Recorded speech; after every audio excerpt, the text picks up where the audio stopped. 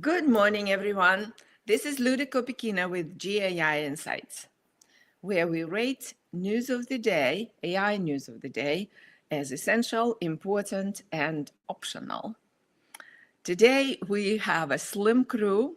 It's Adam and me. So we had three people unfortunate things that they can't join us, and Ankash is sick. So the Slim Crew is your guide for today. So the dear audience, just please jump in and help us with your comments to understand the news. All right, let's start so please jump in. And the articles are on GAI Insights /articles. So all the articles that we're going to go through are in there. All right, so let's start with the first one. Adam, ready? So Sure am. Was just putting that URL in the chat there for anyone who wants to get the links to the articles. Wonderful. So good morning, Michael. Good morning, Valda. So the first article is introducing ChatGPT Pro. So this is a new thing from OpenAI, and they want to charge a whopping $200 a month. Adam, is it worth it? Oh, I don't think I could answer that question yet. So there's a lot going on. I'm going to call this essential news. Probably bigger conversation to have is not just introducing ChatGPT Pro, but this is the beginning of like an OpenAI advent calendar. There's going to be the next 12 days. They call it the 12 days of shipmas, and they're going to be shipping new features every day. So we're expecting a lot of exciting news over the next week and a half from OpenAI, and this is just the first day of it, and it's pretty big. So as you mentioned, there's a new ChatGPT subscription level called Pro, which is $200 a month, and it will be offering more to come. I would expect even over the next week and a half, they're going to continue probably making announcements, potentially a DALL-E 4, potentially. There's another one that's coming out. Anyway, there's going Sora. We might see that some usage of Sora comes into GPT Pro as well. I think they're going to start just packing the value into it and trying to make it really compelling. For most people, you won't use the additional really beneficial features of the Pro. One of them being now, along with their highest reasoning model, the most advanced one we've had up till now was the O1 preview. Right. And it was meaning it wasn't quite finished yet. But so as of today, O1 is now available. And they've also announced an O1 Pro, which is only available in this GPT Pro. So along with in GPT Pro, you're getting access to this new, most advanced model, which will spend more time reasoning, put more inference in to get more thorough answers, and which you probably won't need unless you're doing higher level math or physics or something like that. But some of the other features you get is that you get unlimited access to all of the models, and that includes the advanced voice mode, which is probably the most compelling reason for me. I would almost pay $200 a month just to have voice mode on all the time when I'm working, because I've started to use it where it's just sitting passively, and then a half hour later, it's like you've used up all your credits. And so the true utility of advanced voice really comes to bear with unlimited access. So there's compelling reasons for GPT Pro. There's a lot of news out there. The new model itself, the O1 as opposed to O1 Preview, and then the O1 Pro are really incremental changes, I understand, over O1 Preview so far. There are some additional performance benefits, but not to the level of a new foundation model, for example. But a lot of big news out of OpenAI, and this is only day 1 of 12. And good morning to you, Pete. Great. Hi, how you doing? With us. Yeah, good, man. Good to see you. So I would say essential. Yeah. Okay. Let's introduce Pete. Pete, do you want to give 2 sentences about yourself? Yeah. Hi. First off, thanks for joining. You guys have been an essential daily breakfast to kind of keep me up to speed, sounding smart. And yeah, I'm a relatively new startup founder, second startup. We're basically in the AI analytics space. So we specialize in measuring what all the LLMs say about your brands. we're measuring brand strength, brand vulnerability, and we do, like a lot of you, believe that what the LLMs say are infinitely revealing of brand value, even when they're wrong, because you have to know that. We also think that, as you've said in many of your sessions, the shopper journey is being completely disrupted, and we're trying to stay in front of that. And we're even building Amazon Rufus into our model of late, which is really interesting in the context of the holidays. Yeah. Well, thank you for joining. It's very exciting to have your insight on some of this, because you're helping brands navigate to these choppy AI waters. Okay, so essential. This one, I think, who was that? Michael. And I also was curious about this feature. Michael says, notes that the model will only give you an answer if it's four right answers. I'm not sure it's quite right, but that's what the article states. So they're really going for quality. Whether we want to pay $200, we don't know yet, right? Pete, essential, important, what do you think?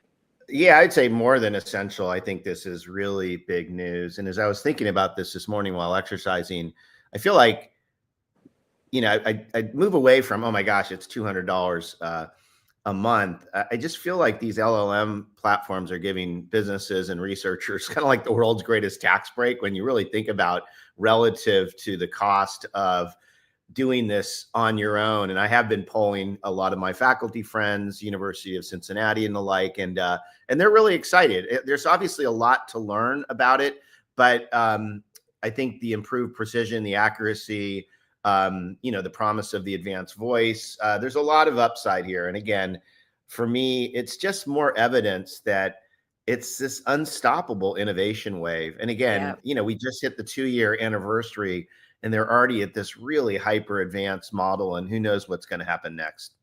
Okay. All right. I think essential it is. Let's go next. Oops. Hold on, essential. We need Ankash for sure. Okay.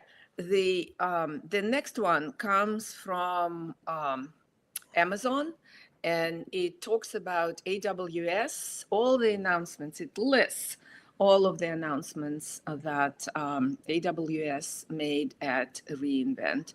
It's a pretty serious list. We reviewed some of these specifically.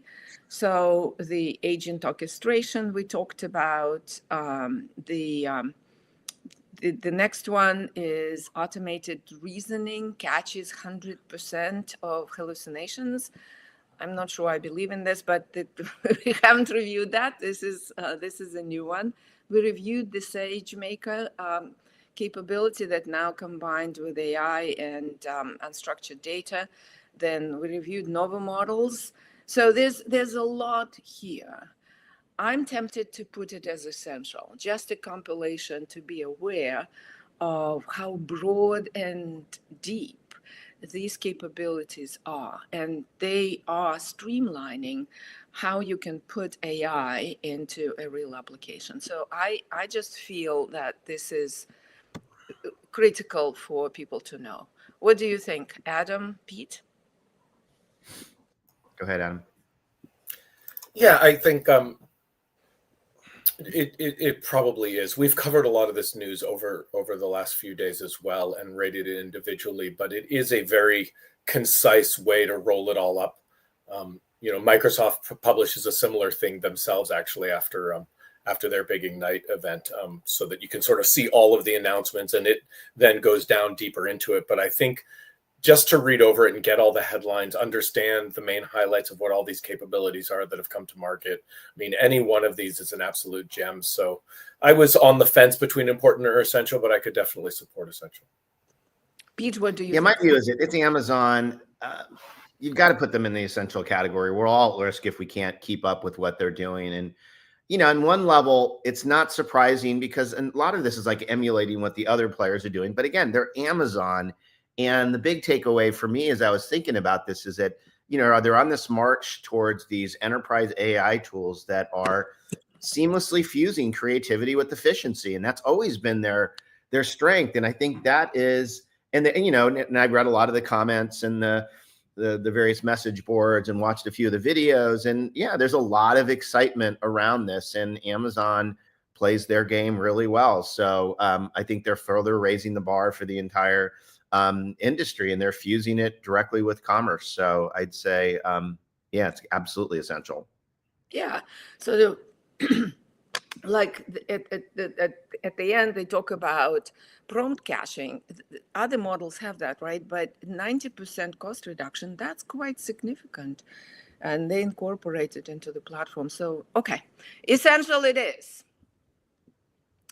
Let's go next. And Ashish, let's see. Ashish notes that we haven't seen the best of it yet.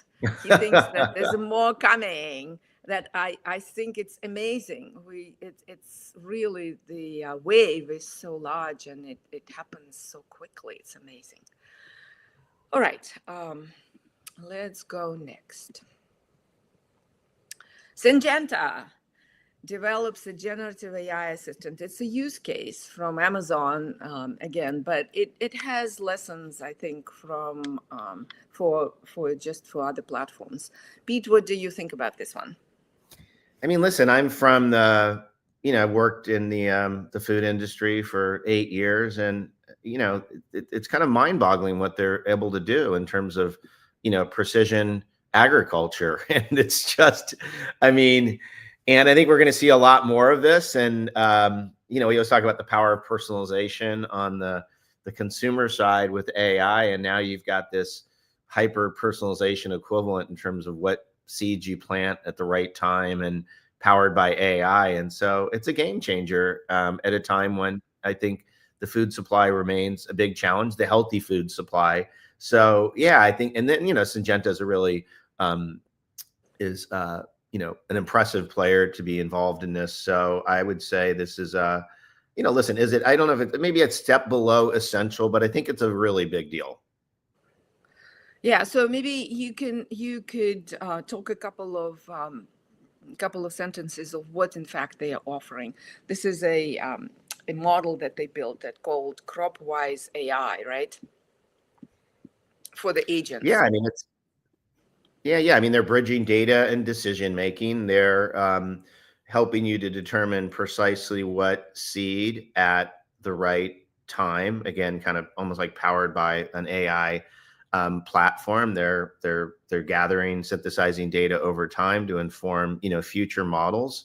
And yet Syngenta has always done some of this. They're a very smart science-based company, but again, think of all the learning and the iteration of like bundling their knowledge base together, kind of powered by these platforms. So I just think it's going to significantly advance, food science, and may lead to some productivity breakthroughs, over time. But it's another example of just how AI is being applied to these really important areas.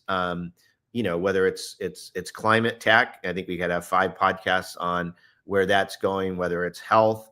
And obviously, if you can bring precision science to, agriculture and seeds, that moves the needle significantly, in my view. Yeah. Okay. Thank you. That's great. Adam, okay with important?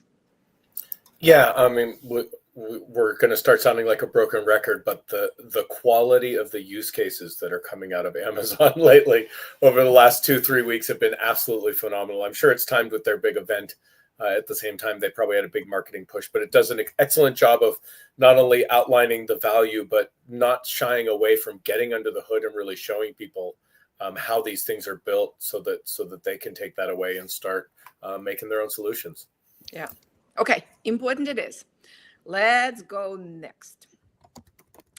The next one is weather. Google DeepMind tackles weather forecasting with great performance. So we reviewed the article that this week, I'm not sure which day that was, that talks about substituting or approximating the physics models with the AI approximations and getting 25x in performance. This has a little bit different tack, putting, dividing the whole globe into little segments and doing the AI modeling, also approximation in those cells, and the model stunning performance, 97 or 98% outperforming the physics model and giving the projections a week ahead, and then somehow going down. They're not sure how, but it's it's very fascinating case, optional for our readers in my view, but I feel that this is massive cost reduction improvement for the weather forecasters. So optional suggestion. Adam, Pete? Yeah, I'll support optional. What's really interesting here is this concept they talk about, the ensemble forecasting, right? And in some ways, it's almost like applying to weather prediction what O1 is doing from a reasoning perspective, which is it's like it's asking the question many, many times and then almost trying to find some sort of quorum amongst the answers, right? So it's using the benefit of that probabilistic modeling to get a bunch of outcomes so that then it can survey that landscape. It's an innovative approach, but probably optional for our readers. Okay, optional, Pete? With the exception of the last one, I put everything in the essential. I thought it was like a big day. I really thought it was a big day for AI news. You almost feel like you need to balance out your perspective, but I thought this was unusually, big. Full day, yeah. In terms of news, but no, I think it's a big deal. I mean, it's a huge leap in computational forecasting. Improving weather prediction accuracy. And efficiency while, reducing computational demands. And like 8 minutes, I mean, come on. It's like, and, we just jumped ahead of the Europeans. Who would have guessed? And it's not just weather. It's hard not to look at this and say, oh, well, they can forecast the weather in 8 minutes, leveraging these signals. What else can we harness this for? They just kind of started with the obvious area. I was even thinking about, almost like how you build a forecast on a kid's development based on, there's just like a lot of applications. Yes. And it's kind of getting a bit democratized, right? It's not like it has to sit in some crazy lab that, a Manhattan Project type of lab to kind of do these things. And now there's both positives and negatives of that. But I keep thinking about all the big problems or challenges that we're going to be able to solve. Yeah. But let's note that. Let's note that in our thinking. But I will put it as optional if you don't. I've kind of been swayed. Oh, towards important. Yeah. Well, then that's that's the bonus of my day. I persuaded Adam. I can't believe that. Okay. All right. I'll be democratic today. Important it is. Just Liz, on our previous how AWS is pushing AI and making it very, very well and orchestrated. Liz noted that Jeff Bezos is back in AI, fully focused in Amazon, fully focused on AI. This is the news that hit yesterday. Yeah, that was interesting. It's really, and this is really important to note. Thank you, Liz. He was saying they're working on 1,000 implementations projects across the organization. Right? Yes, he doesn't want to miss the party. He probably feels like FOMO, serious FOMO. Feels like he doesn't want to miss out on all the cool stuff. The back bench and the whole world flipped over 20 times. Okay, well, let's move. We have 10 minutes. Okay, so we have the next one is Copilot Vision that can read your screen in preview. What do you think about this, Pete? Listen, I thought this was just another example of, Microsoft's march to more advanced features. I'm still trying to figure out in my mind on the Copilot Vision. The reality is the web kind of monitors everything you do anyways. There's technically, it's like every keystroke, so I need to better understand this. But again, Microsoft, like Amazon, like everyone else, is is marching really aggressively, and I probably don't have as, I think it's essential because it's Microsoft, but I probably don't. I'm still debating over the vision part, which felt like the biggest piece of news and is probably going to generate the most spirited debate, my guess. Yeah, yeah, yeah. I don't like Big Brother type of things. So, Adam, what do you think? I think this is still early. It's a first announcement. It's only in like private preview for limited within the US. Additionally, it only works on certain websites for now. Like they're being very careful about the guardrails and about the rollout and the approach to this. I think more than anything, they're probably just trying to test the waters about the concept again after Yeah. what happened with recall.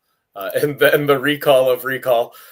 So I was actually considering this optional. I'm a bit in a bit of a wait and see mode. I can see where it would be nice to have something that can look at while you're on chess.com and give you help with the puzzle, but we're not far from that with many of the applications out there. So this feels more like incremental change to me. Yeah, and it is actually can be quite helpful performance wise, but there's a lot for them to figure out before they can really release it. So it's notable that it's in preview. So I also rate it as optional. Let's go see. Okay, optional it is. Let's go next. Let us see what we have. Okay, we have Python data validator, the company that is behind Pedantic, behind the Python data validator library. They launched this interesting development platform, AI agent based, into like cell containers. It's very fascinating. What do you think about this, Adam? I thought it was very interesting. I think it's also incremental progress into a market that's getting crowded very quickly. So I considered it optional. Pydantic is already known in this space. There's a guy named Jason Liu. They mentioned this. He's the developer of something called Instructor. There's also the Swarm from OpenAI, and they mostly do the same thing, which is they containerize this concept of an agent, and then agents can have tools and agents can have tasks and agents can pass information to other agents. And so there's a few frameworks developing and approaches to this, but this felt to me like incremental change along those lines. In many ways, Pydantic stepping up to the plate to compete with other technologies that are already being built on top of it. So I thought optional. Okay, from my end, I think think the bigger story about agents is the essential part. This will be a very, very, big player. I just put out, kind of a top tech trends of 2025 based on what the LLMs were saying. And agentic AI, topped the charts for several of the big ones. So no surprise there. I think there's a little bit of hype, but there's no question there's just going to be a lot of development news, platform news. So we're going to have them. You're going to have these platforms. But it's almost expected, right? It's like, okay, you're going to have an infrastructure to build this. So yeah, I think it's a big deal because it's just going to further democratize agent development. And I think it's why we're just going to have a zillion of these, probably more than we need. But I think it'll be a really interesting year. Yeah. So I probably have to agree with you that it's optional. However, as a programmer, as a computer scientist, I think this is very clever. So you put these containers, it's very modularized, and it's modularized even at the runtime when it's happening. So you could put certain agents to act when certain conditions are met. It's a very clever way to put together an agent system that you could that incorporates the validation as it's running. So it does all this testing and whatnot that they are very good at, and creates a very good infrastructure for agent development. So from my perspective as a programmer, I'd love this type of stuff. This is for programmers. This is like, I think, critical. But for our bigger audience, maybe not. So that's where I was thinking. Yeah, I think that's right. And I said, Luda, this is not for AI leaders. It's really for programmers. But maybe that's where I was between optional important. But maybe we need some of that too. I'm sorry? We need some of that too in the mix. We do. So maybe I should say important. What do you guys think? Adam, would you go important? I could support it. Yeah, I wouldn't riot and change it on the final tally or anything. Okay. All right. Let's go optional for now. All right. Wait. Okay. So final tally is. I've got it here, Luda. If you want to. Oh, great! Thank you. Screen. There you go. Adam and I are two of us doing Ankaj in behind the scenes here. Okay, so we have two essential, two importance, and two optionals. Woo! What a Friday! Great. big Thank day, you, Pete. big day in news. This was great discussion. Thank you, audience. This was really cool. For all of you pitching in here, and really appreciate it. Happy Friday. Have a great weekend, and we'll see you on Monday. Thanks for everything you do. It's essential for the industry. Oh, that's absolutely critical. Yeah, great having you on the show today, Pete. Don't slow down. If you do something on predictions, throw me in again. We will certainly throw you in. Too radical, but yeah. Okay. Sounds good. Yeah. Bye, guys.